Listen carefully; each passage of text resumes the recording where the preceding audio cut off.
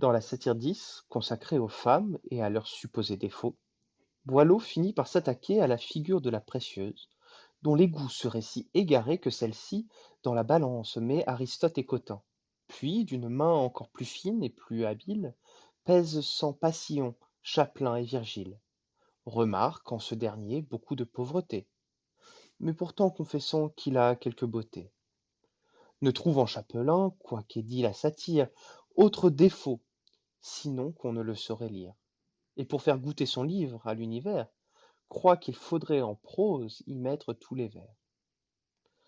Dans cette satire, écrite à la fin du siècle, on trouve une trace d'une querelle qui agite le champ littéraire pendant près d'un siècle, avec des répercussions esthétiques, mais aussi sociopolitiques. Il s'agit de la querelle des anciens et des modernes. La question qui la sous-tend, et que reprend Boileau en opposant Aristote à Cotin, Virgile à Chapelain, est celle-ci. Où faut-il chercher l'inspiration? Du côté de l'Antiquité ou bien chez des auteurs plus récents? Si la Renaissance trouve ses modèles chez les artistes antiques, la question est débattue tout au long du XVIIe et puis du XVIIIe siècle, avec d'autant plus de virulence que se construisent des théories normatives. Ce questionnement se cristallise à la fin du XVIIe et au début du XVIIIe dans une bataille en deux temps. Elle constitue une réflexion féconde sur la création d'une part et d'autre part sur le rapport au passé. En janvier 1687, Charles Perrault lit à l'Académie un poème, Le siècle de Louis le Grand, qui propose une translatio faisant de l'époque du roi Soleil l'égale de la Rome du Ier siècle. Boileau s'oppose vigoureusement à une telle affirmation et lance une guerre, par écrit interposé, opposant le camp des anciens à celui des modernes. Les anciens, conduits par Boileau, et au rang desquels on compte La Rochefoucauld, La Bruyère parmi d'autres, défendent les auteurs grecs et latins, en faisant de l'Antiquité un moment de perfection indépassable.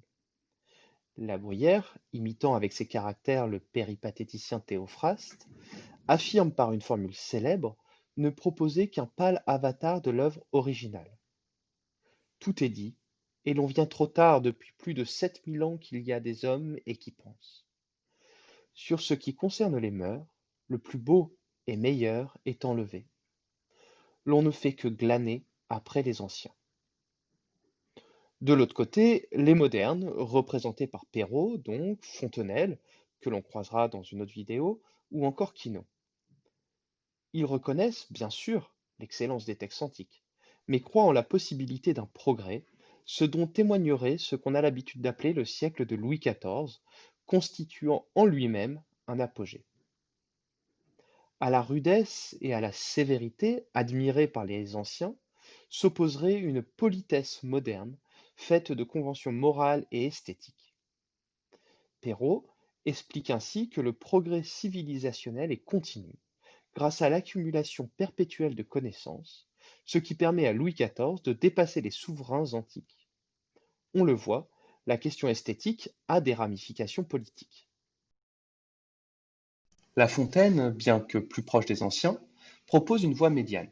L'imitation n'implique pas une reproduction à l'identique et sans discernement, ni l'abandon de toute invention.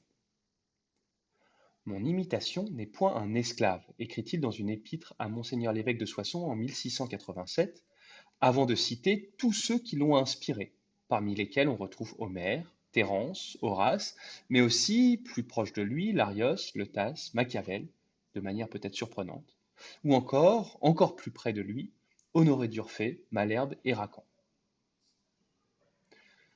Sans que l'on puisse attribuer une victoire nette à l'un ou l'autre camp, la querelle perd en intensité.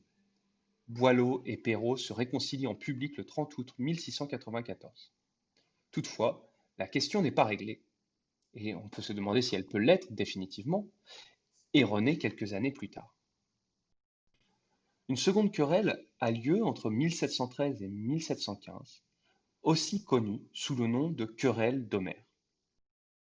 Oudard de la Motte juge ennuyeuse la traduction scrupuleuse des 24 chants de l'Iliade proposés par Madame Dacier en 1699, la même année que les aventures de Télémaque de Fénelon. Il propose, en réponse, une version remaniée et réduite à 12 chants, ce qui permet de voir ce goût de l'ordre qui apparaît avec cette division par deux. Ce à quoi Madame Dacier répond avec l'idée d'une corruption du goût qui n'est plus capable d'apprécier les grandeurs de l'épopée antique. Fénelon vient mettre fin au débat dans une position qui se rapproche, en bien des points, de celle de La Fontaine. Une si noble émulation promet beaucoup. Elle me paraîtrait dangereuse si elle allait jusqu'à mépriser et à cesser d'étudier ces grands originaux. Mais rien n'est plus utile que de tâcher d'atteindre ce qu'ils ont de plus sublime et de plus touchant, sans tomber dans une imitation servile pour les endroits qui peuvent être moins parfaits ou trop éloignés de nos mœurs. Dans les faits, les modernes finissent par l'emporter avec l'apparition et le succès de formes nouvelles. Néanmoins, les grands genres antiques que sont l'épopée ou la tragédie continuent d'être travaillés par les auteurs du XVIIIe siècle et d'intéresser le public, comme en témoigne par exemple le succès immense de Voltaire tragédien, ce que nous verrons dans une autre vidéo. L'effet peut-être majeur de cette querelle à cheval sur 2 siècles, c'est la remise en cause, par la raison, le goût et le plaisir, de l'autorité du passé.